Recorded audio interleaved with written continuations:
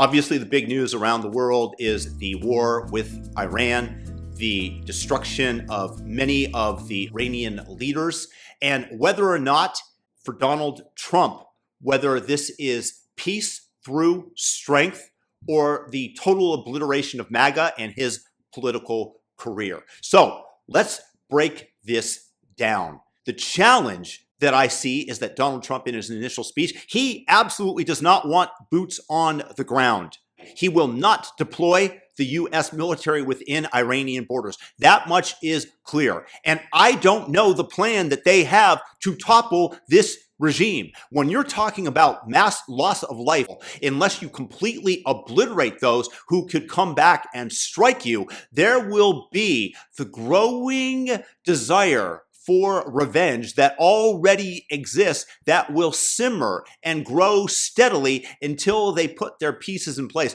Do they have sleeper cells in the United States that they could activate? Almost definitely. They certainly could have come in easily with the invitation from Biden and Kamala when they opened up the border and said that it wasn't their fault, that there was nothing that they could do. Of course, Donald Trump took care of that in the first couple of months of his presidency, where now we have no new illegals coming over the border, or very few, especially compared to the 10 million plus that were invited in under Biden. But let's get back to Iran. This is an incredibly risky operation, not telling you guys anything that you don't know. This could go awry in any number of ways. And my fear is that there's going to be massive unrest in Iran and that many, many people will lose their lives. There's a ton of people within the Iranian borders that hate the regime, that have been co-opted by their Islamic thuggish overlords into having to wear the hijab and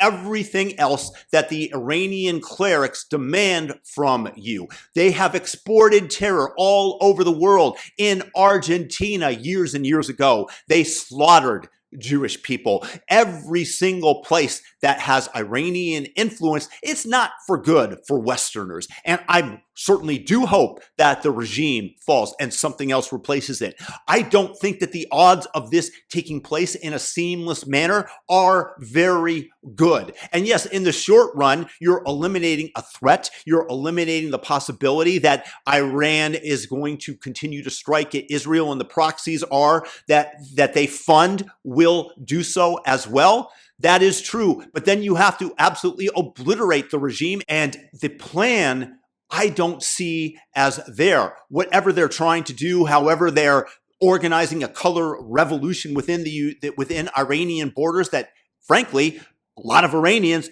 within the country supported and cheered for the death of the Ayatollah. That tells you that they have been subjugated greatly by these Iranian despots, religious figures. And I'm not really a fan of radical Islam, the same type that Iran spreads around the world and seeds. If you take a look at how Lebanon has been taken over by Islamists, when it used to be a predominantly Christian nation, that has reversed itself dramatically. Islam is a religion of conquest.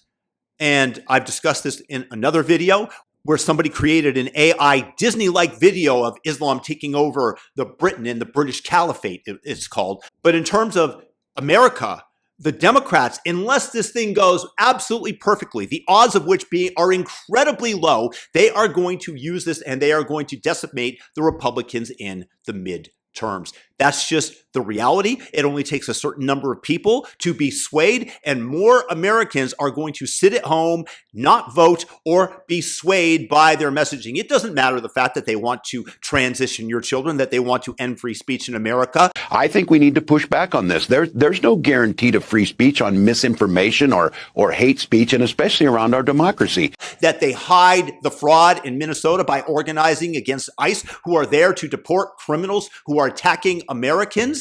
This is what they're defending. They are just going to use this as a smoke screen and say, but look at Trump, look at Trump, look at Trump. The whole Democrat mantra is F Trump. Literally, somebody in Illinois, the lieutenant governor there, had a commercial playing, which that was the only thing that was stated. She just put lots and lots of people saying F Trump. And to me, it's absolutely disgusting, but this is what they're doing. So Trump, in all honesty, has to have intelligence that we don't have about Iranian intentions. I hope, I pray, because I don't want to think that we did this all for the nation of Israel. Even though I support Israel, I have to hope and pray that this is the case, because I'm not pro-war. I do not want death. And I do recognize the need to strike out first if you see an enemy building up and they just say, hold on, don't strike at us until we have the necessary supplies so that we're equal with you in war, and we're going to take you out the same way if somebody approaches you and you have the ability, and with a knife, you don't have to wait for that knife to be in the chest to either run or shoot them, the fight or flight syndrome.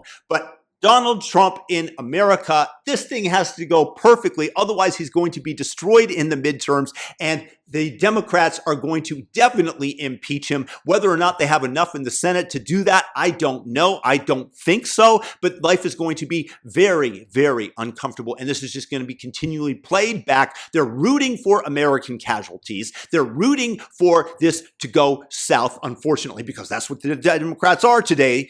And I'm praying for the minimal loss of life and for this to be an excessive use of force that is done incredibly quickly, but it doesn't look like it's going to happen in that manner. I don't know whether or not we have enough munitions and sorties to keep us out of harm's way, whether or not Iran is laying low and it's basically a race to find the missile launchers before they are able to deploy them en masse when American munitions and Israeli munitions are running out. This becomes the question, and what will transpire within Iranian borders. So personally, I think that this is very likely going to cost Republicans the House, likely the Senate, going forward into the future. And I despise the blue team. I'm not really a red team guy, but I'll take them over the vicious blue team that wants to transition your children, that wants abortions up to the day of birth, that wants to destroy free speech. Yes, I'll take the warmongers. I'll take the Republicans over that any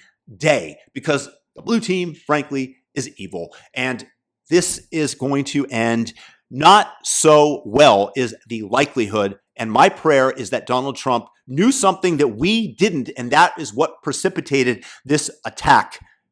And that the people of Iran, I hope and I pray, are able to overthrow their Islamist thugs that have been ruling over them for 47 years. I want to know your thoughts, so please leave them in the comments section. Peace out.